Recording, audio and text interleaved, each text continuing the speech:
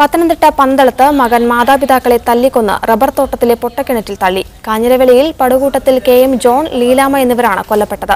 10 ദിവസം മുമ്പാണ് ഇവരെ വീട്ടിൽ നിന്നും കാണാതായത്. മാതാപിതാക്കൾ ധ്യാനത്തിന് പോയെന്ന് പറഞ്ഞ് തെറ്റിദ്ധരിപ്പിച്ച മകൻ മാത്യു ജോൺ ഒടുവിൽ പോലീസിൽ കീഴടങ്ങുകയായിരുന്നു. കഴിഞ്ഞ 25 മുതലാണ് 70-കാരനായ മാത്യു ജോണിനെയും 62-കാരിയായ ലീലാമ്മയും കാണാതായത്.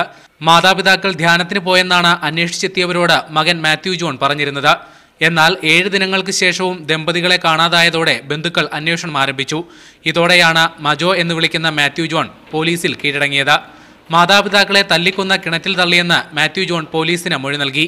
നഴ്സിംഗ് കഴിഞ്ഞ മാത്യു ജോൺ മയക്കുമരുന്നിന് അടിമയാണ്. രാവിലെ 9 മണിയോടുകൂടിയാണ് സംഭവം വെളി വരുന്നത്. അപ്പം റബ്ബർ വെട്ടുകാരനാണ് ഈ സംഭവം ആദ്യം നമ്മൾ പറയുന്നത്.